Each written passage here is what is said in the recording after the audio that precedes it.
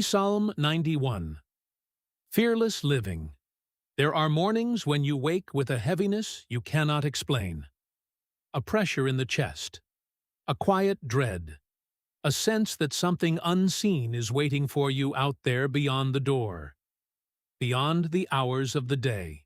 You do not speak it aloud, but you feel it. I hope today doesn't break me. Fear whispers before the sun rises, but hear me now. There exists a spiritual law older than your fear, stronger than your doubt, and more faithful than your uncertainty.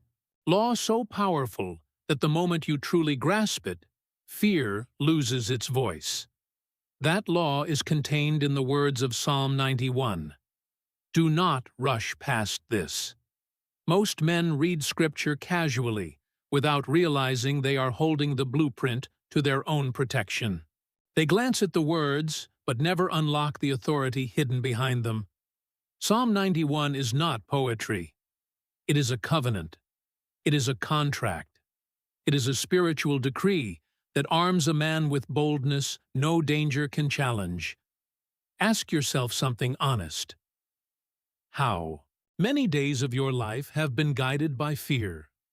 Fear of failure, fear of loss, fear of sickness, fear of betrayal, fear of not having enough, fear of the future, fear of the unknown, fear of the very shadows your imagination creates. Fear has stolen more opportunities from men than any enemy they will ever meet. And yet, Psalm 91 offers a different life, a fearless life. A life where you walk as one protected, guided, covered by a power far beyond your own. A life where danger may approach, but it cannot overtake. A life where uncertainty still exists, but panic has no place. A life where you rise in the morning and say with certainty, I am not alone today. Before I reveal how this psalm becomes a shield around you, you must understand this. You do not overcome fear by resisting it. You overcome fear by replacing it with a greater truth. Fear thrives in the absence of faith. Fear grows in the absence of spiritual authority. Fear dominates the man who tries to face life on his own strength. Psalm 91 changes that. It gives you access to a higher strength, a greater certainty, a divine confidence that lifts you above the reach of ordinary fear. It is not merely a passage, it is a fortress, but you must walk into it. Think of the moments when fear has paralyzed you. When you stood at the edge of a decision but stepped back instead of forward. When you wanted to speak but remained silent. When you wanted to rise but felt unworthy. When you allowed fear to steal your voice, your power, your purpose. All those moments trace back to one truth. You believed you were unprotected, but imagine waking tomorrow with a different belief, one born from Psalm 91. Imagine rising with the conviction that you dwell in the secret place of the Most High, and nothing formed against you can enter that refuge. Imagine walking through your day knowing you are carried, shielded, guarded. Imagine fear knocking and you answering it with faith so strong it cannot enter. This is not imagination. This is law. Look at the promises woven through Psalm 91. Shelter, refuge, deliverance from traps, protection from sickness, strength in darkness, angels assigned to guard you, assurance that no evil shall befall you. These are not metaphors. They are conditions of a divine agreement. The man who believes them does not walk as a trembling servant. He walks as a fearless heir. Let me offer you a challenge. Why do you think some men endure storms with calm, while others collapse at the first sign of trouble? It is not personality. It is not upbringing. It is not luck. It is the presence or absence of spiritual certainty. The man anchored in Psalm 91 does not panic when trouble rises. He does not retreat when shadows grow. He does not crumble when news is bad, or when the ideal world trembles. He may feel fear knocking at the edge of his mind, but he does not accept it. He stands under a different covering, the covering of divine protection. And understand this, fear vanishes when your spirit becomes convinced that you are protected by a higher power. A man cannot fear what cannot destroy him. Psalm 91 teaches you this truth until it becomes the very pattern of your mind. But you must not read it as a casual observer. You must read it as a participant, a claimant, a man stepping into a promise made long before he was born. Hear me well. Psalm 91 contains the boldest declaration a man can make against fear. Not by pretending danger does not exist, but by affirming that you are not subject to it. It removes you from the realm of panic and places you in the realm of faith. It does not erase storms, but it makes them powerless to break you. Now, imagine the life that unfolds when you begin every morning with that certainty. Imagine beginning your day with the decree, "My refuge, my fortress, my God. In Him will I trust." Imagine the strength that enters your voice, the calm that enters your mind, the courage that settles in your spirit. Imagine speaking to your fears with the authority of heaven behind you. The world around you may remain chaotic, but you will not. Your circumstances may remain uncertain, but you will not. Your path may contain obstacles, but you will not bow to them. You will move through life with quiet boldness, unshaken by the noise that terrifies lesser minds. And let me tell you a secret. When you carry the presence of fearlessness, people notice. They feel something different around you. They sense strength, stability, assurance. They look to you for guidance. They trust your leadership. They seek your counsel. Fearless men attract influence because the world is starving for certainty. This is why Psalm 91 must become part of your daily discipline. Not a ritual, not a superstition, but a spiritual weapon, a shield, a declaration, a reminder that you do not walk alone, that your life is covered, that you dwell under protection the world cannot understand and fear cannot overcome. So steady your heart now. Guard your attention. What you are about to hear is not mere scripture.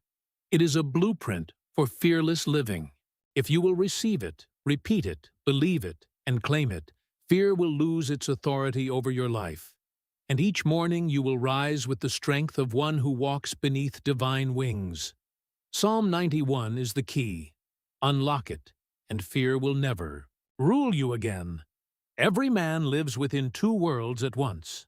The first is the visible world of circumstance, the one that changes with the weather, the one that trembles under the weight of fear. The second is the inner world of thought, the unseen kingdom that no man may enter but yourself. This inner kingdom is where victory or defeat begins. When Scripture declares, "He that dwelleth in the secret place of the Most High shall abide under the shadow of the Almighty," it speaks of that inner dwelling. The secret place is not found in geography. It is found in awareness. It is a state of mind in which fear cannot breathe. It is the fortress of faith that exists within every man, waiting to be occupied by his belief. Most men live outside this fortress. They rise each morning exposed to fear, hoping the day will be kind, but expecting that it may not. They look at the world and see danger. They look at themselves and feel small. Their thoughts wander like beggars through dark alleys of doubt, and then they wonder why life strikes them without mercy. But the man who understands this psalm does not beg for peace. He dwells in it. He lives inside his conviction that he is guarded by an unseen power. He thinks within it, walks within. It speaks from within it. His mind becomes a fortress, and his heart becomes a throne from which calmness reigns. Protection begins in the mind. Fear cannot enter a consciousness that has accepted divine safety as its law. You are not protected because you pray once. You are protected because you believe continually. The moment your faith becomes constant, the universe organizes itself around that certainty. The subconscious mind is the bridge between your belief and your experience.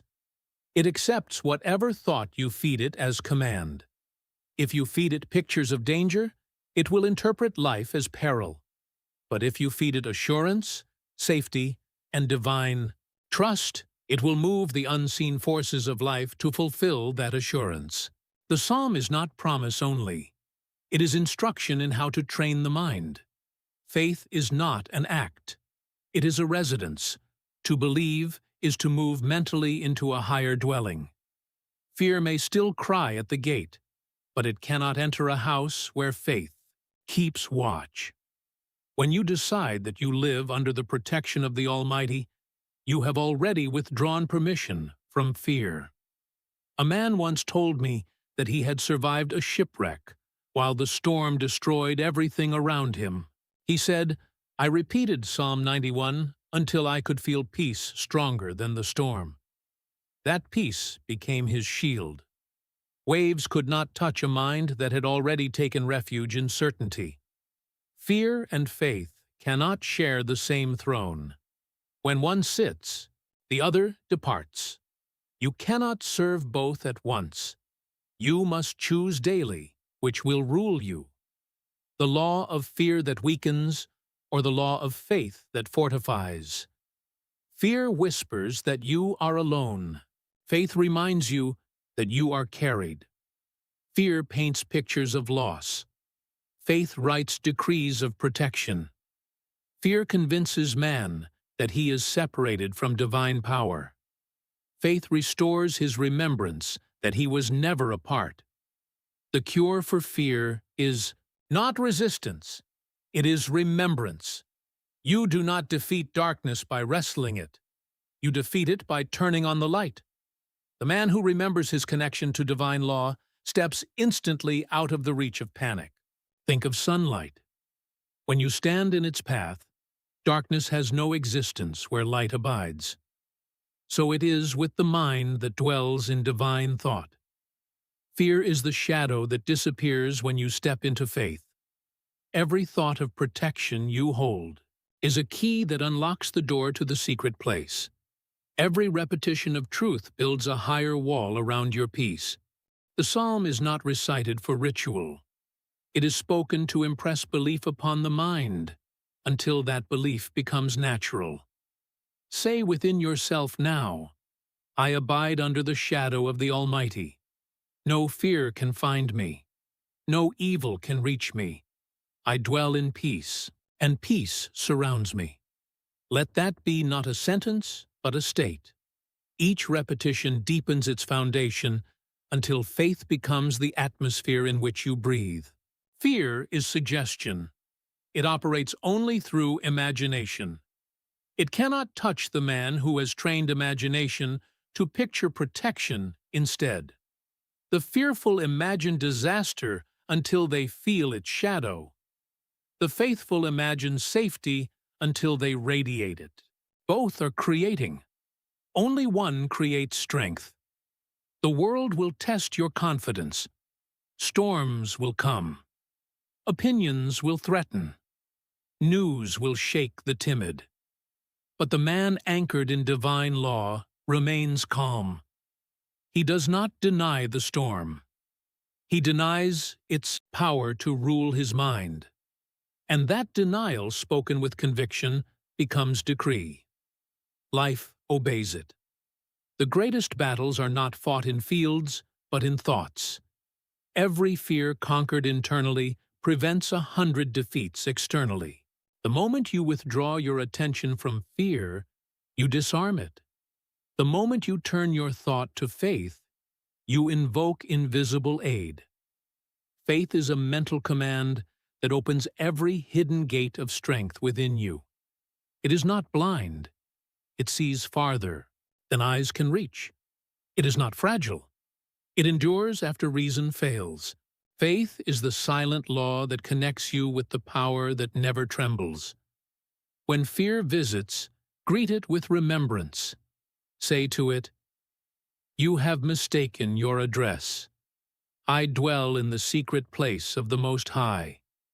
You have no authority here. Speak it until your own heart hears and obeys. The subconscious does not reason. It responds. Feed it confidence, and it will turn that confidence into circumstances that justify it. Feed it fear, and it will create evidence to confirm your dread. Choose your impressions wisely, for they become the architecture of your life. The man who knows his protection blesses others without effort. His calm becomes their comfort. His composure steadies their shaking. His words carry authority, because they are spoken from peace. Even his silence teaches courage. I have stood beside men who radiated such faith that danger seemed ashamed to approach them. Their presence was command. They did not speak of power. They embodied it. The world bends gently around such souls, because nature itself respects certainty. Spiritual protection is not isolation from life. It is mastery of it. It does not remove you from challenge. It removes fear's control over you. You will still walk among storms, but you will not belong to them. You will stand within noise, but silence will reign in you. The law of divine shelter is the law of alignment. When your thoughts agree with divine truth, life agrees with you. The moment you decide that you live in protection, you have already created the condition. Courage is the offspring of certainty. The man who knows he is guarded dares where others retreat. He steps forward while others hesitate. The secret of his confidence is not arrogance. It is faith expressed through calm conviction. Understand that courage is not the absence of fear. It is the decision that faith is greater. Each time you act in that decision, you strengthen the spiritual muscle that builds protection around you. The fearless man becomes magnetic. Courage draws strength. Faith draws opportunity. Peace draws guidance. When fear leaves your atmosphere, everything of power begins to approach. I have known businessmen, leaders, and laborers alike who proved this law. One man began each morning by reading Psalm 91 aloud before leaving his home. Within months, he said, his days unfolded with uncanny order. Delays dissolved. Helpers appeared. Difficulties softened. He did not change the world. He changed his dwelling. Fear makes man vibrate in discord with divine order. Faith restores harmony. When your mind is at one with divine law, you attract. Its protection as naturally as a magnet draws metal. It is not the psalm alone that protects. It is your belief in the principle behind it. The words are the seed. Faith is the soil. You must cultivate both daily. Repetition engraves belief. Belief creates atmosphere. Atmosphere becomes protection. Once faith becomes habitual, fear finds no doorway through which to enter. And remember this, the peace you carry becomes the peace you spread. When a man dwells in calm confidence, he changes the temperature of every room he enters. His family feels safer. His work flows smoother. Even strangers are lifted by his composure. You must become that man, the one who carries the presence of quiet strength, who speaks few words but all of them steady, who walks through difficulty as though led by unseen hand. Each morning, before the noise of the world can reach you, Close your eyes and enter the secret place. Picture yourself enveloped in light, shielded by invisible calm. Speak your decree. I dwell under the shadow of the Almighty. No fear can enter. No harm can prevail. No doubt can disturb. Stay there until peace becomes your pulse. Then go forth, not as one hoping for safety, but as one embodying it. The law of divine shelter is simple but supreme.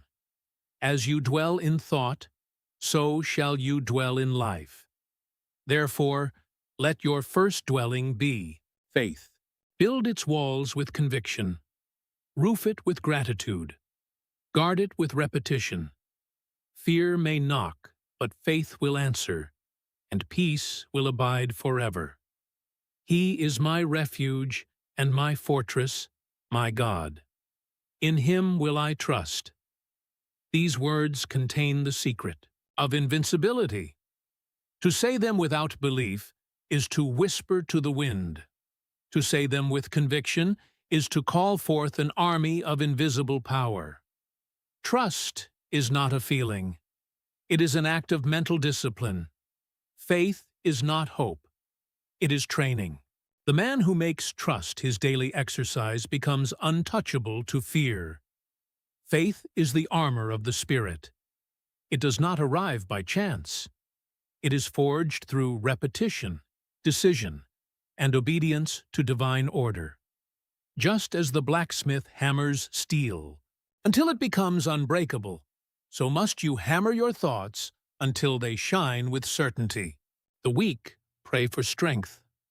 The wise build it through daily thought. Every idea you entertain either defends you or exposes you. A single thought of fear opens a gate. A single thought of faith closes it. The mind is the battlefield where victory or defeat is decided long before events unfold. When fear gains entry, defeat follows. When faith commands the gate, all adversity loses its weapon. The psalm says, "Thou shalt not be afraid for the terror by night, nor for the arrow that flieth by day." The terror by night represents the unseen, the fears that creep silently into imagination. The arrow by day represents the visible, the crises that strike openly. Both obey the same law. Neither can harm the man who guards his thought. Mental. Discipline is the watchtower of the soul. It is the habit of refusing entrance to images of danger and misfortune. It is the deliberate act of substituting faith where fear once stood. The law of substitution governs all inner transformation. You cannot remove a thought by fighting it. You replace it with one of higher power. When fear whispers, "You may lose," respond with, "I am protected." When anxiety imagines failure, speak, "My fortress cannot fall."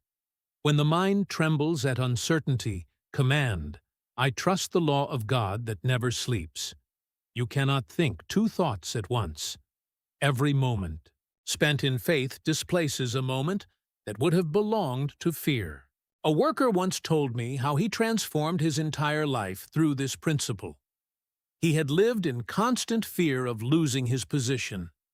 Every morning his heart was heavy with doubt, and that doubt made him timid. But one day he began his mornings differently.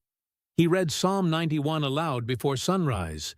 He spoke it until he felt peace replacing anxiety. Within weeks, his manner changed. He walked with quiet assurance, worked with joy, and carried himself as one certain of favor. His superiors noticed not his words, but his composure. Instead of dismissal, they gave him advancement. His promotion was not reward. It was reflection. Faith is invisible armor, yet those around you feel it. There is a quality in the man of conviction that needs no explanation. It steadies the uncertain, disarms hostility, and compels respect. Men may not understand his source, but they know his strength is not ordinary. Every piece of this armor must be forged through choice. Belief is the helmet that guards your vision. Clarity is the breastplate that protects your purpose. Words are the sword that carves through confusion. When you speak from faith, you strike at fear's illusion and dissolve it. Fear's greatest trick is to make you believe it has substance. But fear is only imagination without discipline. Once you return command to faith, fear vanishes like smoke in sunlight. You will find that most of life's dangers exist first, as thoughts, and thoughts can be mastered. The process of building this armor is simple, yet few will do it. It demands the daily exercise of repeating truth until it becomes automatic. A single act of faith may win a moment. A habit of faith wins a lifetime. The mind, like muscle, grows by repetition. The man who trains his thought as diligently as others train their bodies becomes impervious to defeat. In the beginning, this training may feel mechanical. You may declare protection while still trembling. You may speak faith while still feeling fear. Do not be deceived by emotion. These are all instruments through which infinite mind acts. To refuse their help is to reject the very aid you prayed for. Keep your heart open. Divine assistance seldom wears wings. When your mind radiates calm conviction, others feel it. They may not know why they are drawn to aid you, but they will be. Faith attracts cooperation as naturally as gravity pulls the earth. Fear isolates. Faith unites. The man of trust never lacks help, for his confidence creates fellowship wherever he goes. Consider Henry Ford. His engineers told him his design for the V8 engine was impossible. They resisted, doubted, delayed. Yet Ford remained calm. He said simply, "Produce it anyway." That unwavering faith drew new ideas, inspired minds, and rearranged impossibility into success. His belief summoned both visible and invisible assistance. It was not stubbornness. It was spiritual certainty that the law would yield to his purpose. So it is with every man who walks in fearless confidence. His very composure becomes command. Doors open before him because the universe itself bends to harmony. Fear creates friction. Faith creates alignment. You must learn to listen inwardly. That quiet impulse that urges you toward good. That sense of warning before error. That sudden inspiration that solves a problem. These are not random. They are the whispers of infinite mind through your own soul. Train yourself to hear them by stillness. Do not demand, receive. Do not rush, allow. The Psalm says, "Because he hath set his love upon me, therefore will I deliver him." To set your love upon divine law means to trust it absolutely. When you live in this love, deliverance becomes automatic. Life itself becomes your protector because you are no longer in opposition to its rhythm. There is no safer place than harmony with divine order. You may walk through danger, but danger will not touch you. You may face uncertainty, but certainty will govern you. You may pass through darkness, but light will lead you step by step. The man of faith becomes a magnet for inspired ideas. He receives solutions before the problem matures, direction before confusion arises, strength before fatigue sets in. This is not miracle. It is cause and effect. The law of belief governs all things. Believe in protection, and protection obeys. You may have noticed that when you are fearful, even simple things go wrong. The tools slip, the words falter, the doors close. But when you are calm and confident, life arranges itself beautifully. The same world, the same tasks, yet a different result. What changed? Only your vibration. You aligned with the law that supports rather than resists. You are never alone. You have never been alone. The same intelligence that spins the planets attends to your smallest step. It waits only for your recognition. When you live in faith, you walk hand in hand with that unseen presence. When you doubt, you walk against it, and life feels heavier. A young man once said to me, "I do not know why, but since I began to trust, everything seems to work out." I told him, "You have entered into rhythm with infinite law. The angels of harmony now walk beside you." He smiled as though it were poetry, but it was truth. Infinite intelligence never withholds good. It only waits for the mind to stop resisting. Fear resists by expecting harm. Faith cooperates by expecting safety. The universe always matches your expectation. The law of invisible assistance is constant. Whether or not you are aware of it, it functions. The difference lies in awareness. The fearful man lives surrounded by helpers he cannot see. The faithful man walks consciously with them. Awareness turns chaos into order, danger into guidance, trial into triumph. Let this be your practice. Each morning before you begin the work of the day, declare calmly, "I am protected and guided. All that I need is prepared before me. Invisible hands arrange my steps in order." Speak it, and then walk as though it were already done. For the moment, you act as though it were true.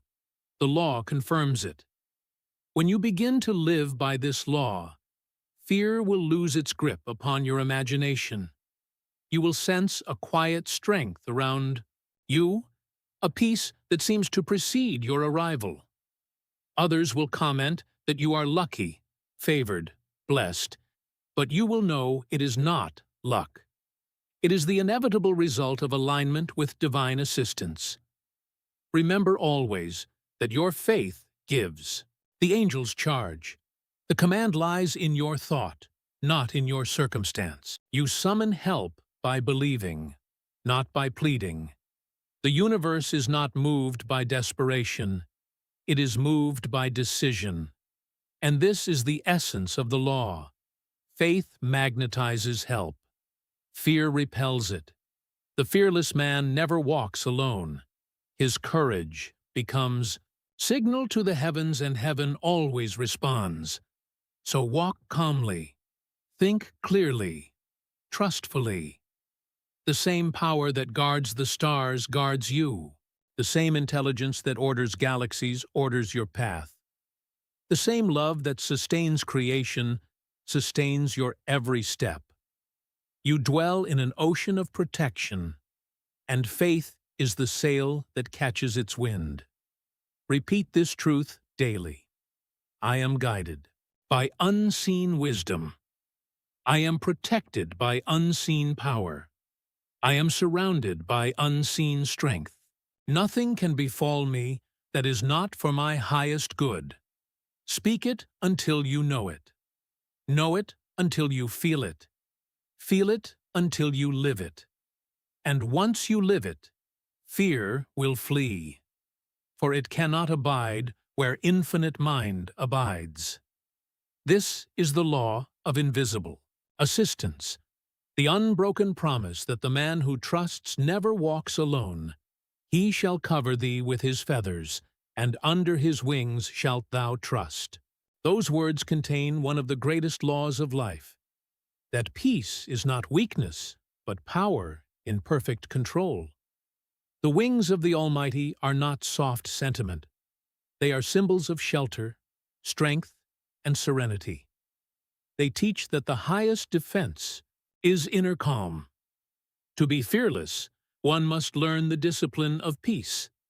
There is no man so strong as the one who remains composed under pressure. The untrained mind reacts. The disciplined mind rules. Fear thrives on reaction, for it feeds on movement and noise. But when you become still within yourself, fear dies of starvation. Peace is the furnace where courage is forged. Every storm outside becomes powerless when silence takes command within. I once knew a man who faced the collapse of his business. His associates panicked. His friends deserted him. His creditors demanded answers. Yet he sat in silence and read Psalm 91 aloud each day. He repeated it until his heart believed more in protection than in peril. Days passed, and while others ran in circles, he waited. In that stillness came a single idea that restored his enterprise and multiplied it tenfold. Peace had given him access to wisdom that fear could never find. Fear rushes. Faith waits. The mind in fear acts too quickly, or not at all. The mind in faith acts only when guided by calm conviction. You must learn to pause before you decide, to breathe before you speak, to center your thought before you move. This is not delay. It is mastery. He who governs his inner temperature never boils in anger nor freezes in dread. I call this the law of inner temperature. Fear heats the mind into chaos. Faith cools it into clarity. The man of peace is like a calm sea reflecting the heavens. The man of panic is like a stormy wave that distorts every image of truth. When your mind is still, infinite intelligence reflects its perfect order through you. When your mind is troubled, divine wisdom is distorted and cannot reach you. Peace is trained, not found. It is developed by refusal to worry. You may think that you cannot help worrying, but that is not true. Worry is thought repeated without faith. Faith is thought repeated with trust. Both are habits. One destroys, the other restores. Each time you replace a worry with an affirmation, you strengthen peace as a habit. Say quietly to yourself, I walk in peace. I am covered by divine calm. No storm can disturb me, for my spirit abides in refuge. Speak it until you feel the tension release from your chest. Speak it until your breathing slows. Speak it until the world feels smaller and your soul feels larger. Then you will know that peace is not the absence of noise. It is authority over it. Consider Thomas Edison. When his great factory burned to the ground, others expected despair. Instead, he told his son, Go fetch your mother. She'll never see another fire like this. He lost fortune that night, but not faith. The following morning, he began again with calmness as his first tool. Within months, he had rebuilt everything greater than before. That is the discipline of peace, the refusal to let external ruin disturb inner order. Fear magnifies problems. Faith reduces them to proper size. To see clearly, you must remain steady. The archer hits the mark only when his hand is still. The mind hits truth only when it is calm. The moment you lose peace, you lose aim. The one who keeps composure holds dominion even in defeat. The world bows often unwillingly before the man it cannot shake. Peace is power at rest. It does not argue, yet it persuades. It does not shout, yet it is heard. It does not hurry, yet it always arrives on time. The quiet mind is more commanding than the loud voice, for true authority speaks from silence. The noisy soul may command attention. The peaceful soul commands respect. Remember the words, His truth shall be thy shield and buckler. Truth is the knowledge that divine law governs all things. Truth is understanding that you are never outside of protection, never beyond guidance, never cut off from strength. To live in truth is to shield yourself from panic. When you know that the universe is orderly and just, fear cannot deceive you with its illusions. The man of peace sees through appearances. The repetition itself is building your strength. Every word spoken with intention lays another layer of armor upon your mind. I have often said, belief is not born, it is built. You construct it brick by brick through thought, speech, and decision. You hammer it with persistence until it becomes unshakable. You do not wait for faith to appear. You train it into existence. Consider the blacksmith again. His first strikes are uncertain. The metal resists him, but as he continues, sparks fly, and what was rough becomes refined. So it is with your thought. The more you practice replacing fear with faith, the stronger and brighter your belief becomes. Faith, once built, creates an atmosphere around you. You will notice it first in small ways. Peace where there was tension, clarity where there was confusion, success where there was struggle. Others will notice before you do. They will speak of your steadiness, your confidence, your calm under pressure. They will sense a presence about you that commands trust. This is the armor made visible. It is the outer proof of an inner law. When you have trained your mind to rest in divine protection, even danger respects your composure. The fearful attract harm through expectation. The faithful repel it through certainty. There are two kinds of faith, the one of emergency and the one of discipline. The first cries for help when fear strikes. The second has already prepared. The man of disciplined faith does not wait for trouble to remember God. He remembers Him before sunrise. He repeats His promises before the day demands them. Faith must be exercised to remain strong. You cannot lift the weight of adversity if you have not lifted the weight of daily meditation. Each morning's declaration strengthens the muscle of belief. Each night's gratitude reinforces it. To live without this training is to leave your soul unarmed. If I could command one daily ritual for every man, it would be this. Before touching the work of the world, put on your armor of thought. Read aloud your covenant of protection. Speak to your own subconscious as a captain to his troops. Today we march under faith, not fear. Today we command confidence, not confusion. Today we abide under the Almighty's shadow, where no evil may intrude. Do this, and your day will obey. The armor of faith is not something you carry. It is something you become. It fuses with your nature until courage replaces hesitation. Clarity replaces chaos, and calm replaces reaction. You no longer pretend to be fearless. You are. Remember always that every fearful image is an invitation for doubt to enter. Refuse that invitation. When the world shows you danger, do not deny its existence, but deny its power over your peace. The fortress of faith does not remove storms. It renders them harmless.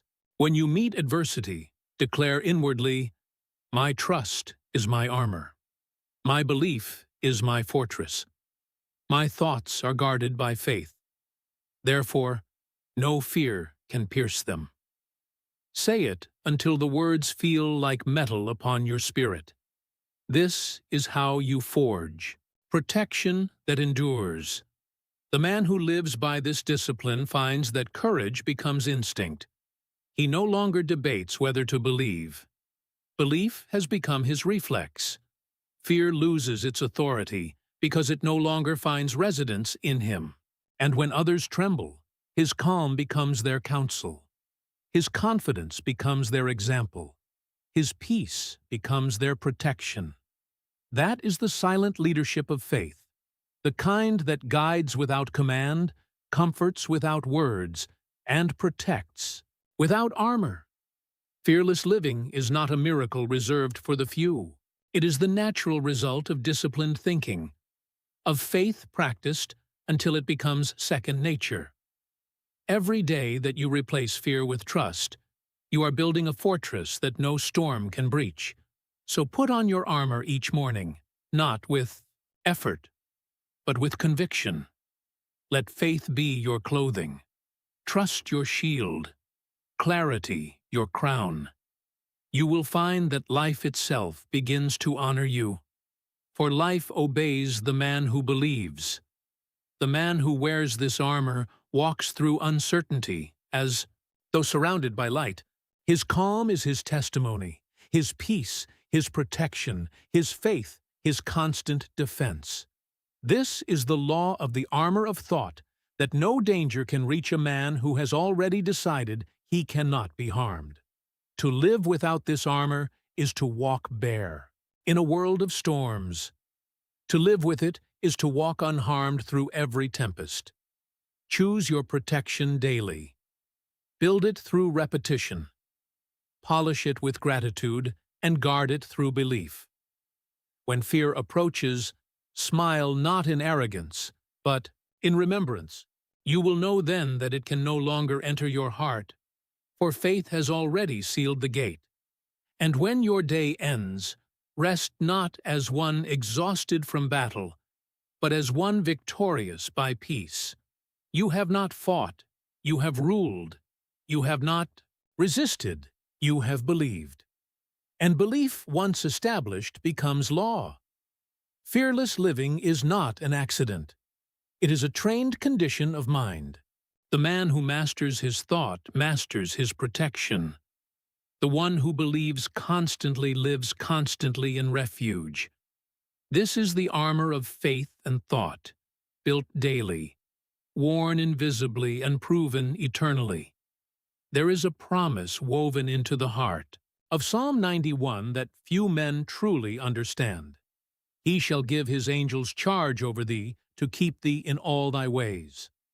These words are not poetic comfort. They are law. They reveal the principle that every man who lives in faith awakens assistance, unseen by the natural eye. No man who walks in alignment with divine law ever walks alone. You may call these helpers angels, or you may call them unseen forces, intuition, guidance, or providence. It matters little what name you choose. They are the same intelligence that has guided every great life from the beginning of time. They are the same invisible messengers that whispered ideas to Edison, courage to Lincoln, and perseverance to Ford. They stand ready to obey the command of the mind that is certain of its divine protection. Every act of faith awakens movement in this unseen world. Every declaration of trust sets these invisible powers in motion. The man who fears attracts confusion, but the man who believes draws harmony. It is not accident that things seem to work, for some and not for others. The law is simple. The universe assists the mind that trusts its order. The angels of which the psalm speaks are the intelligent forces of infinite mind. Those unseen currents of good that arrange circumstances, guide thought, and open paths. They respond only to faith, for faith is the vibration of harmony with the divine. Fear creates static in that channel. Faith keeps it clear. The moment you think and feel with calm conviction, you summon cooperation from sources you do not yet see. I have known men who told me that when they trusted deeply, help seemed to appear from nowhere. One said that when his business was collapsing, an unexpected ally arrived to invest. Another said that in sickness, strength seemed to rise from within. Yet another spoke of an intuition that led him to safety while others faltered. All described the same power. Under different names, the law of invisible assistance that answers the man of faith. When fear rules, intuition becomes blind. When faith rules, intuition becomes sight. This inner faculty is your communication line with infinite intelligence. It speaks through calmness, never through panic. The still small voice is not silent. It is drowned out only by noise. Quiet your mind, and guidance will begin to whisper again. He shall give his angels charge over thee. These words reveal spiritual hierarchy. Infinite intelligence governs life through orderly law. That law delegates its operations through channels, through inspired ideas, through people, through circumstance. When you dwell in harmony with it, you step into that order and it works for you. Imagine a river. The man of faith floats with its current. The man of fear swims against it. Both are in the same water. Yet one moves easily, while the other exhausts himself. So it is with divine assistance. It flows naturally toward him who trusts. They shall bear thee up in their hands, lest thou dash thy foot against a stone. The stones are the daily hindrances of life, the misunderstandings, the delays, the closed doors. When faith rules, you find yourself gently lifted above them. The obstacle that would have broken another becomes your step upward. Once a businessman told me he had narrowly avoided a terrible accident. He had planned to travel on a certain train, but that morning he felt an unexplainable urge to delay. He obeyed that impulse. Later he learned the train had derailed. He said it was as if something warned me. I told him it was not something, it was law. He had become sensitive to the guidance that never sleeps, and that law preserved him because he listened. When you trust, you make yourself receptive to instruction. When you doubt, you jam the channel. Infinite intelligence cannot force its counsel upon you. It must be invited through faith. The mind at peace is the transmitter. The mind in fear is interference. Affirm within yourself. Unseen helpers surround me. I am guided, guarded, and governed by divine law.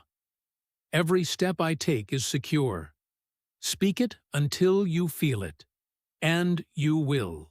Begin to notice that your path grows smoother, your burdens lighter, your timing exact. Do not think these are coincidences. Coincidence is the name men give to the law they do not yet understand. Every seeming accident that leads you toward good is proof that invisible help is at work. The wise man does not call it luck. He calls it law. You must understand that these angels often appear in the form of men. The right counsel, the unexpected ally, the stranger who gives the needed word. He knows that chaos is temporary, that difficulty is instruction, that delay is direction. He does not react to the first signal of trouble because he has trained himself to ask what truth hides behind this. That question itself is strength, for it replaces reaction with reason. Every great soul you admire possessed this quality. Lincoln ruled himself before he ruled a nation. When voices of anger filled the land, he answered not with haste, but with measured wisdom. He listened to conscience before counsel, to stillness before strategy. That is why his words still breathe calm into restless generations. To cultivate this power, practice silence. Spend a few minutes each morning in deliberate quietness. Let the noise of the world fall away until you can hear the faint rhythm of peace within. In that stillness, affirm, infinite intelligence orders my path. I am safe, I am calm, I am certain. Do this daily, and your nerves will obey. Your heartbeat will slow, your thought will clear. You will discover that peace can be practiced like a craft, and once mastered, it becomes your natural state. Peace multiplies power because it conserves energy. The frantic mind leaks strength through every worry. The peaceful mind stores it. A man at peace can accomplish in an hour what others cannot achieve in a day, for his whole force is united. To act from stillness is to act with all of yourself. No divided will, no wasted motion. Do not mistake excitement for energy. Fear disguises itself in both. True strength is quiet. The oak does not shout as it grows, yet its roots deepen daily. So too does faith. Your calmness is your growth, your patience, your proof. The psalmist wrote, "He shall deliver thee from the snare of the fowler, and from the noisome pestilence." The snare is distraction. The pestilence is panic. Both lose power in the presence of peace. When you stop reacting to fear, it cannot entangle you. When you stop feeding it with thought, it perishes. Many men mistake motion for progress. They run but without direction. They talk but without purpose. They fight but without faith. The man of peace does not rush. He moves deliberately, guided by inner certainty. The crowd mistakes his quietness for passivity. Yet when the storm settles, he alone remains standing. Peace is the signature of strength. It is the calm hand that directs nations, the composed voice that settles conflict, the quiet faith that rebuilds empires. You must make it your goal to be such a man, to let nothing disturb the throne of your mind. Fear will test you. It will attempt to provoke reaction. It will whisper, "You must do something now or all will be lost." Do not obey. Instead, breathe, remember, and say, "I am safe in divine order." Nothing urgent exists in eternity. I act from peace, not panic. In that instant, infinite mind can guide you, for you have returned to harmony. As you live this way, you will notice a transformation in how others respond to you. They will come to you in moments of crisis because they trust your composure. They will seek your advice, follow your lead, and draw strength from your stillness. That is the magnetic quality of peace. It commands without intention. Do not let the world convince you that you must join its anxiety to show that you care. True compassion comes not from sharing confusion, but from offering clarity. You help others most by remaining unshaken yourself. Their fear may be loud, but your silence will be louder. Peace is the discipline of masters. It is the mark of those who have conquered themselves. You cannot govern others until you have governed your emotions. You cannot lead nations until you have led your nerves. You cannot silence the storm without first silencing the mind that feeds it. So each day, practice peace as though it were the highest form of work, for it is. Sit quietly, breathe deeply. Repeat truth until your heart feels anchored again. Let Psalm 91 become your daily meditation, your mental fortress, your gentle command to every trembling part of yourself. Then when the winds of life rise, you will smile, not in denial, but in dominion. You will remember that peace is not the reward at the end of faith. It is the evidence of faith itself. It is the sign that you have entered the secret place where fear cannot breathe. The psalmist promised, "With long life will I satisfy him and show him my salvation." Long life belongs to the peaceful, for the nervous mind exhausts the body, while the calm mind renews it. Peace preserves vitality as surely as worry wastes. The man of stillness lives longer, thinks clearer, and accomplishes more because his energy flows unbroken. And so I leave you this decree: I live in peace, and peace lives in me. I am governed by divine calm. My composure is my power. No fear can shake me. No storm can move me. no trouble can stay within me. Speak it each morning until your mind accepts it as nature. Then watch as the world like a mirror reflects back your inner serenity. For the one who practices peace holds dominion over every circumstance. His stillness is his strength, his calmness, his crown, his silence, his authority. He has learned the greatest secret of Psalm 91, that to abide under the shadow of the Almighty is to live above the reach of fear. The mind is the builder of all conditions. What it repeats, it believes. What it believes, it creates. The words of Psalm 91 are not poetry for comfort. They are instructions for formation. Each line is a pattern by which thought is trained to dwell in faith rather than fear. The man who repeats them with conviction builds a fortress stronger than stone, for habit is the architecture of destiny. The subconscious mind, that silent servant of your soul, does not argue or reason. It obeys. It accepts repeated impressions as commands and reproduces them as reality. When you declare daily, "I dwell in the secret place of the Most High," you are not reciting scripture. You are constructing belief. Every repetition deepens the groove of confidence until the mind can no longer think otherwise. Repetition is not ritual. It is reinforcement. Each spoken truth becomes a brick in the wall of your protection. The more you repeat, the higher the wall, the calmer the heart. Faith does not blossom in occasional sunlight. It grows by the steady warmth of constant thought. The man who trains his mind daily in the pattern of peace will find that fear cannot locate him. The psalmist knew this law. He spoke of abiding under the shadow of the Almighty.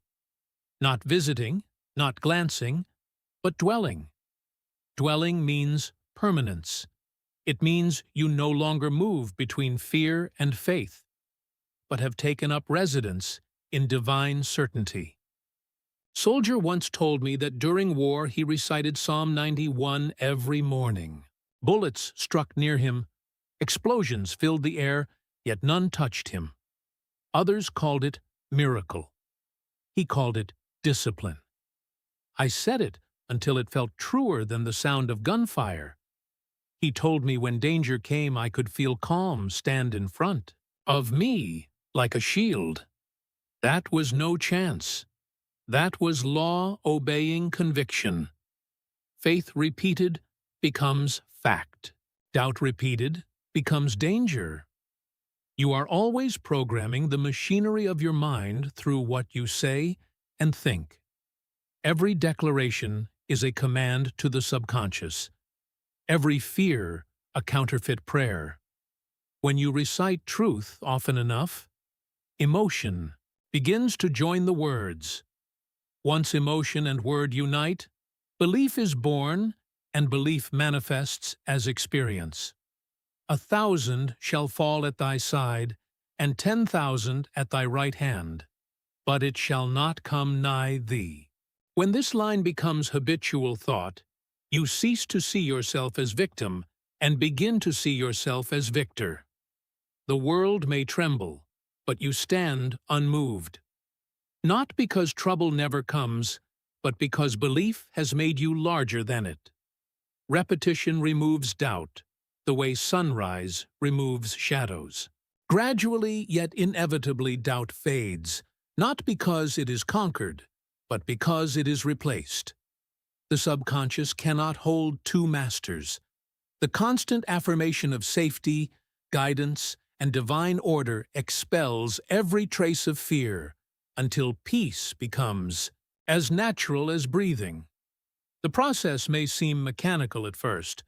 You may feel you are merely mouthing words. Do not stop. Habit is built not by feeling but by persistence. As a stonecutter strikes the rock 100 times before it breaks, so does each repetition chip away at disbelief until it crumbles. Consider Andrew Carnegie. He built his fortune not from sudden luck, but from a daily habit of thought. Each morning he reviewed his purpose. Each night he reaffirmed his gratitude. The repetition of belief turned imagination into empire. You, too, must apply this law to faith as he applied it to fortune.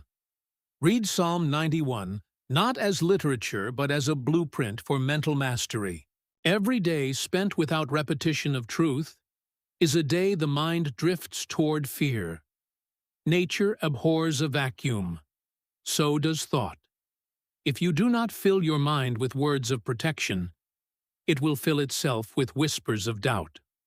Therefore, let no morning pass without your declaration, and no night end without your gratitude. When you recite, feel. When you feel, believe. When you believe, act. And when you act, the law completes itself. Faith cannot remain theory. It must become habit. Speak it while you walk, while you work, while you rest. Let its rhythm become part of your heartbeat. Soon you will notice that fear visits less, peace lingers longer, and confidence becomes constant. Use this affirmation daily. Each morning I declare, I am protected, I am guided, I am fearless. Each repetition deepens truth. Each word strengthens armor. The subconscious will take these words as command and adjust every reaction to match them.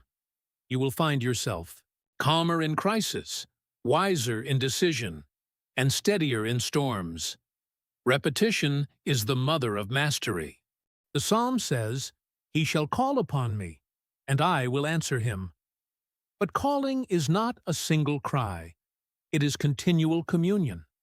The more you call, the clearer the line becomes. When faith is repeated, it forms a channel through which infinite intelligence flows without obstruction. I have seen timid men become towers of strength through this practice. One began reciting Psalm 91 over his family each morning. At first it was duty. Later it became devotion. Months passed, and his entire household changed. Fear left. Harmony entered. Health improved. The words had built a vibration of faith so constant that even visitors felt peace upon entering their home. Repetition engraves. Just as drops of water carve stone through persistence, so do affirmations. Shape the mind into unshakable belief. The longer you dwell upon a truth, the more real it becomes to you until outer life has no choice but to conform. For he shall give his angels charge over thee. Each time you repeat this, you renew awareness of divine cooperation. You remind the subconscious that help is assigned, that protection is continuous. These reminders awaken unseen allies who work silently in your favor. Let me caution you against idle speech. Words spoken in fear undo the work of faith. Each complaint is a stone removed from your fortress. Each worry uttered aloud is an invitation for doubt to return. Guard your language as you would guard treasure. Speak only that which strengthens belief.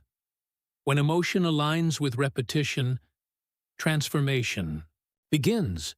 Speak your affirmations not as a beggar, but as a ruler issuing decree. Feel the weight of authority behind your words. Know that you are not asking for protection.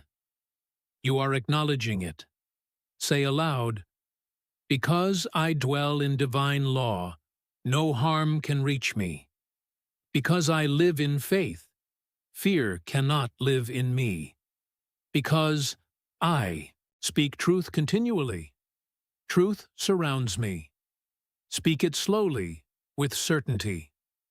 Feel how the vibration of each word strengthens your mind. Persistence in this practice creates a new mental chemistry. Nerves calm. Breathing deepens. Decisions become clear. The body obeys the command of the mind. and the mind obeys the rhythm of belief. Peace becomes physiological. Confidence becomes visible. Others will notice before you do. They will remark upon your steadiness, your ease, your subtle power. They will feel safe in your company. They will not know why, but you will. You have become a living extension of Psalm 91, a demonstration of divine security in motion. Habit is the sculptor of destiny. What you repeat today, you will become tomorrow. Repeat faith long enough, and faith will think through you, speak through you, act through you. The psalm is not meant for reading only. It is meant for embodiment.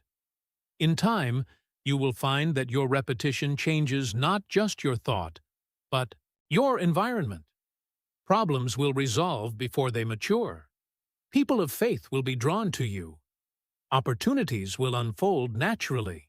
You will become as calm as water that reflects the sky, still clear and powerful. Each day you declare truth. You raise the standard of your inner kingdom. Fear will come less as a storm and more as a shadow, powerless to harm. Your subconscious will begin to reject doubt automatically. The way a healthy body rejects disease, that is when you will know you have trained your mind into divine habit. So let this be your daily practice. Upon waking, before touching the concerns of the world, close your eyes and speak the psalm. Not to remember words, but to remember who you are. Repeat it not to plead for safety, but to reaffirm your authority. You are the dwelling place of faith, the vessel of peace, the fortress of divine law. Each repetition of truth strengthens this awareness until you live as its embodiment.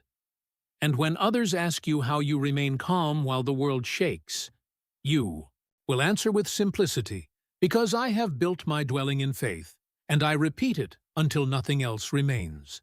This is the law of repetition and spiritual habit, that faith becomes permanent only through persistence, and that the man who repeats truth daily will one day awaken to find that truth repeating itself through him. Thou shalt tread upon the ibu, lion, and add the young lion and the dragon shalt thou trample under feet. This single verse reveals one of the highest spiritual secrets known to man, that you are not merely protected from fear. You are given authority over it. The psalm does not end with safety. It ascends to sovereignty. It teaches that true fearlessness is not the absence of danger, but the mastery of it. Every man is born with dominion written in his soul.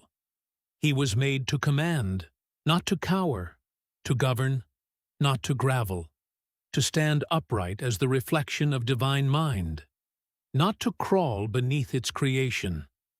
But fear dethrones that birthright. It convinces man to believe he is subject to forces he was created to rule. Psalm 91 restores him to the throne of his own thought.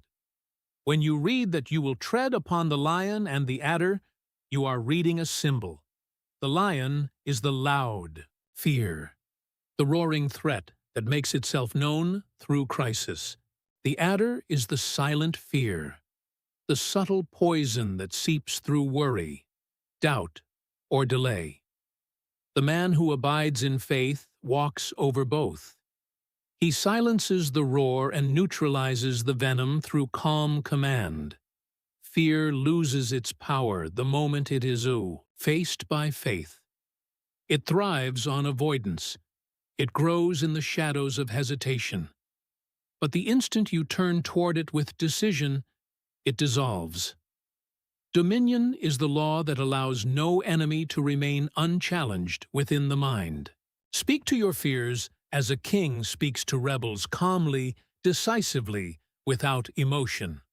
Say, "You have no authority here. This mind is under divine government." Faith-filled words are decrees in the unseen world. They carry vibration that reshapes circumstance. When you speak with conviction, you summon every invisible force of good to your side. The timid man pleads, the fearless man commands. The difference lies not in arrogance, but in awareness of law. He knows that infinite intelligence responds to decisiveness, not to doubt. When David stood before Goliath, he carried no armor, no army, only conviction. His declaration was his weapon. This day the Lord will deliver thee into mine hand. His words were not request, they were decree. That decree backed by faith brought down what others feared. This is the same power Psalm 91 grants to you, the authority, to declare victory before the battle. The man who exercises dominion does not deny danger. He looks directly at it and says, "You are subject to law, and I am one with law." Chaurn. That awareness disarms every threat, because the external cannot rule where the internal refuses to yield. When you learn to govern your mind, life begins to obey you. The storm may still rage, but its direction changes. The forces that once opposed you now assist you.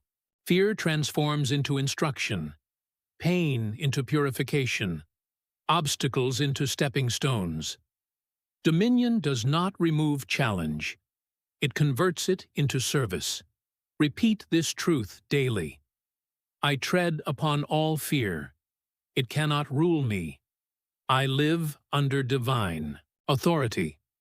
My spirit commands. My world obeys. Speak it slowly until your heart feels the weight of its meaning. You are not the hunted. You are the master. You are not the servant of circumstance. You are its architect through faith. You must understand this law deeply. Fear has no existence of its own. It borrows life from your attention. Withdraw that attention, and it perishes. Focus on faith, and it flourishes. Dominion begins when you choose the object of your attention. The man without purpose is prey to fear. He drifts between indecision and regret, between what he might do and what he has not done. But the man of purpose is immune to paralysis. For every thought marches in a single direction. Purpose is armor. Decision is sword. When you know your mission, fear has no foothold. There is no space in a focused mind for trembling. Henry Ford proved this law in his lifetime. When banks refused him, when engineers opposed him, when failure seemed certain, he did not retreat. He said, "The thing is possible and will be done." He spoke as one with dominion, and the invisible law responded. The engine that was impossible became the foundation of an empire. Faith acted as command, and command produced cooperation. Your words are not mere sounds. They are seeds of reality. Every time you speak with conviction, you are planting instructions in the soil of infinite mind. Speak defeat, and life obeys. Speak dominion, and life conforms. The difference between the weak and the mighty lies not in circumstance, but in speech born of belief. Remember always that dominion is exercised through love, not pride. Because he hath set his love upon me, therefore will I deliver him. Love of divine law is the highest form of power. It purifies your motives and perfects your command. Fear and love cannot coexist, for one contracts while the other expands. When you act in love, you rise above every vibration of fear. Dominion is not loudness, it is quiet certainty. The man who truly knows his power does not boast, he simply acts. The world senses his authority without hearing his words. His presence brings order. His composure disarms conflict. This is the silent influence of mastery. Say within yourself, I am calm under divine rule. My thought is law to my world. My faith governs my fate. No force can prevail against the power of peace within me. As you repeat it, you will notice a stillness rise, a quiet awareness that you need not struggle to be safe. You need only remember who commands your life. Dominion grows stronger with each test. Every time fear appears and you respond with faith, your authority deepens. Soon fear will cease to test you, for it learns quickly. Who cannot be moved? Like a defeated adversary, it bows before the one who no longer yields to suggestion. Observe how the fearless man is perceived by others. They trust him without analysis. They follow his direction without question. His steadiness becomes a compass to the uncertain. The nervous seek his presence because he radiates order. Such power cannot be faked. It is born of inner government. The man of dominion governs his reactions. He decides how he shall feel before the world decides for him. He trains his mind to remain at peace in noise, to remain certain in confusion, to remain loving in hostility. This is not suppression. It is supremacy. The emotions are his subjects, not his masters. When you live this way, fear ceases to exist. In its old form, it becomes signal rather than master. It warns, but it does not wound. It instructs, but it does not imprison. Dominion turns fear into servant. It reminds you to return to faith, to step again into authority. There will come a day when you meet what once terrified you and feel no tremor. That moment will mark your coronation. The day you reclaim the throne of your mind. You will look back upon your old fears and smile, realizing they were shadows cast by your own forgetting. They had no life except what you lent them. This is why the psalm ends in victory. Because he hath known my name, I will set him on high. To know the name of God is to know the nature of power itself, the unshakable law of protection and provision. When you align with it, you rise beyond reach of ordinary fear. Life begins to treat you as one of its rulers, not its refugees. Let this affirmation be your decree. I am not the hunted of fear. I am the master of faith. I rule my thoughts, my words, and my destiny. Divine authority governs my life, and nothing contrary can stand before it. Speak it until your voice grows calm and commanding. For calmness is the tone of authority. Dominion over fear is dominion over life. Every challenge you master expands your realm. Each victory of peace enlarges your kingdom, and soon you will see that what you call your world is simply the reflection of your ruled thoughts. Bring order within, and order will appear without. Psalm 91 is the training ground for this mastery. It begins with dwelling, proceeds through faith, matures through repetition, and culminates in rule. The man who lives by its truth becomes king over his circumstances. His faith does not wait for safety. It creates it. His peace does not depend on silence. It commands it. You were not born to crawl beneath your fears. You were born to walk above them. You were not designed to seek refuge forever. You were designed to become the refuge for others. Dominion means you now carry the atmosphere of safety wherever you go. Others will feel it and find courage in your presence. They will sense that fear cannot dwell where you dwell. This is divine dominion, the law by which man rises from subject to sovereign, from victim to victor, from seeker of safety to source of peace. Live it daily. Speak it boldly. Rule your thoughts, and life will bow in perfect order before you. When the psalmist wrote, He shall call upon me, and I will answer him. I will be with him in trouble. I will deliver him and honor him. With long life will I satisfy him and show him my salvation. He was not describing poetry. He was describing partnership. Psalm 91 is not a verse. It is a covenant. It is the invisible contract between man and divine law, between faith and its fulfillment, between belief and the peace that belief commands. The covenant of fearless living is sealed not by ritual, but by remembrance. Each morning that you awaken and remember that you dwell under divine law, you renew it. Each time you meet fear with faith, you confirm it. Each moment you speak truth, instead of trembling, you fulfill it. Fear cannot exist in a consciousness that remembers its divine agreement with power. The man who understands this covenant no longer lives as a beggar of blessings. He lives as heir of divine protection. He no longer asks, "Will I be safe?" He affirms, "I am safe now." He no longer prays for strength. He remembers that he is strength in expression. He does not seek courage as if it were lost. He realizes that courage is his natural condition when aligned with the Most High.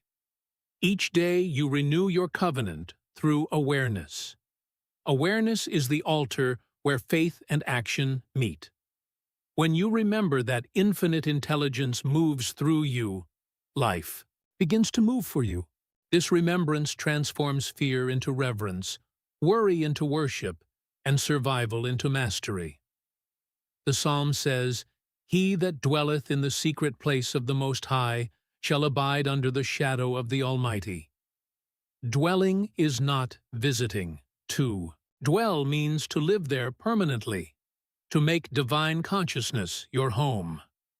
The man who abides there is not shaken by outer winds because he has found the center that never moves. Imagine beginning every morning with this awareness. You rise not as a man facing trouble, but as a man escorted by strength. You step into your day knowing that infinite mind has already ordered your path. You speak with authority because you know you are backed by law. The world around you may be uncertain, but within your spirit is steady as stone. This state of being cannot be faked. It radiates from within. When others look upon such a man, they see calmness, but they feel something deeper, an atmosphere of assurance that cannot be explained. They find themselves standing straighter, speaking clearer, trusting more. That is the silent testimony of one who lives in covenant with faith. Abraham Lincoln lived this way. During the darkest days of war, he read Psalm 91 nightly.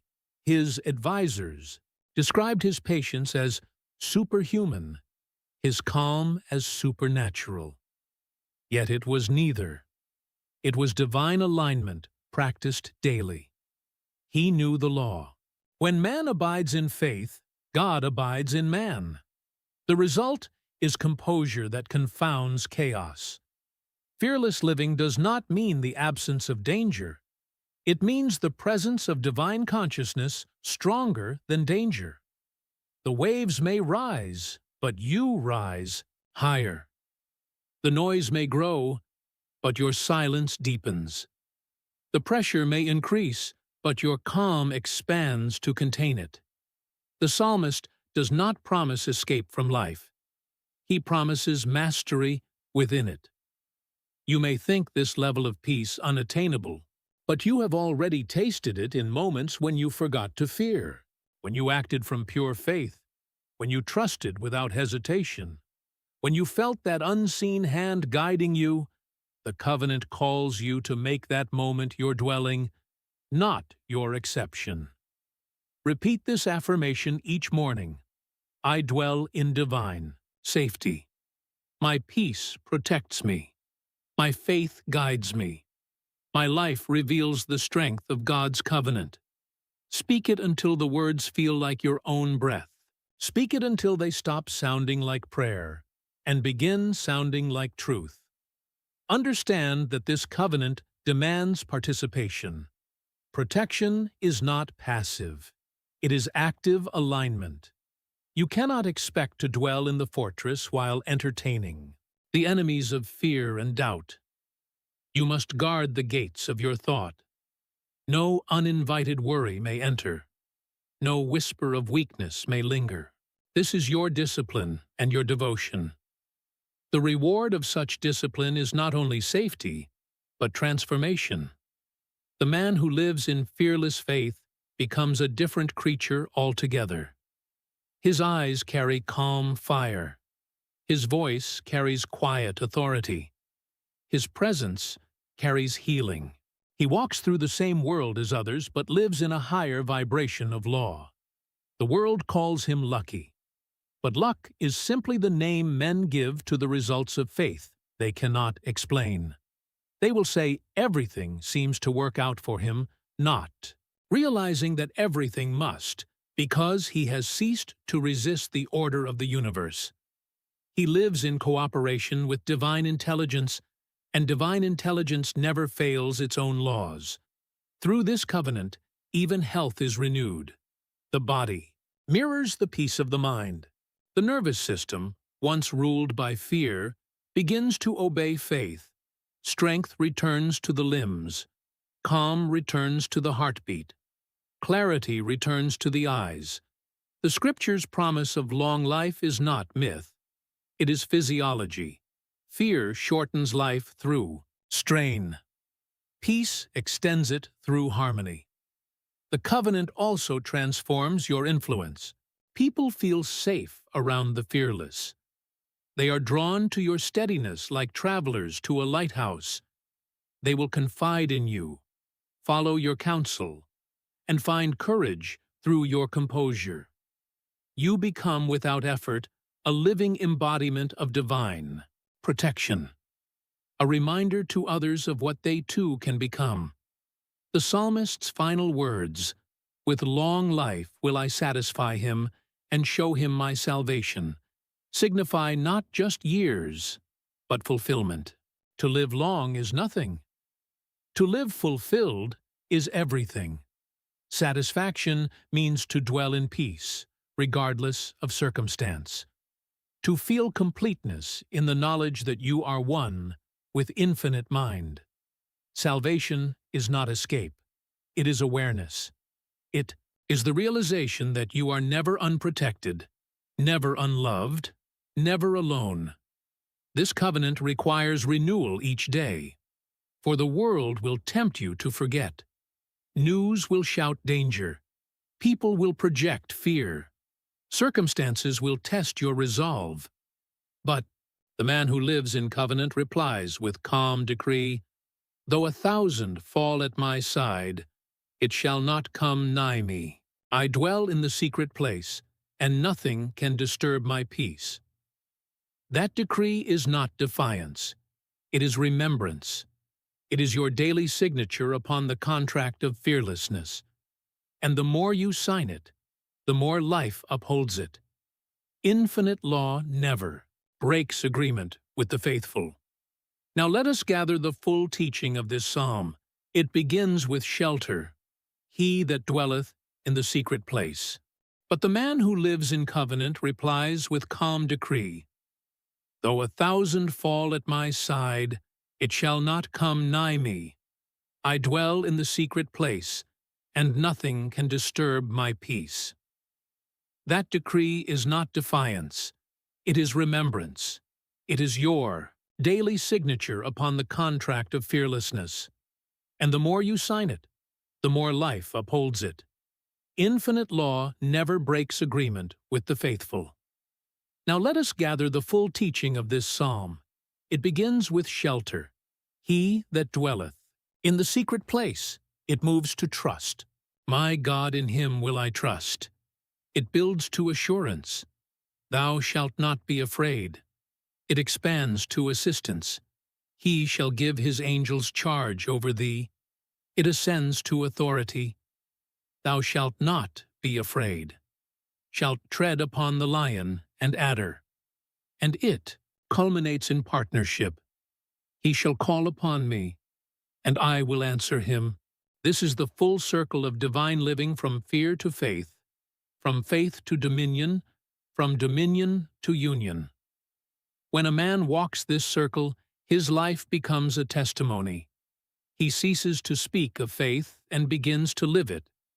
He no longer quotes protection. He radiates it. His every act becomes affirmation, his every silence a declaration of peace. Fear no longer recognizes him, for he no longer recognizes fear. At last, he realizes that the secret place of the Most High was never a distant refuge. It was his own consciousness purified of fear and filled with faith. The Almighty was never outside guarding him. The Almighty was within governing him. That awareness is salvation. That realization is immortality. So as you rise each morning, let this covenant be your first thought and your final word. Because I dwell in the secret place of the Most High, I shall fear no evil. My faith is my fortress. My words, my command, my peace, my power. Infinite intelligence lives in me, moves through me, and guards me in all my ways. Repeat it until your soul vibrates with its truth. Then walk forth as the fearless heir of divine promise.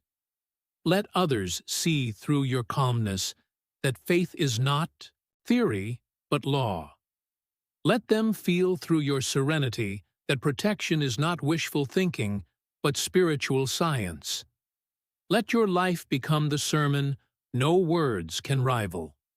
For this is the covenant of fearless living, that the man who remembers his oneness with infinite mind cannot be harmed, cannot be moved, cannot be broken. He is peace in motion, law in form, faith made flesh, and as he lives, so too does the promise live within him, fulfilled, complete, eternal. Final decree, I live under the shadow of the Almighty. I fear nothing. I doubt nothing. I am governed by faith, strengthened by peace, and crowned with divine authority. I am protected by the covenant of fearless living now and forever.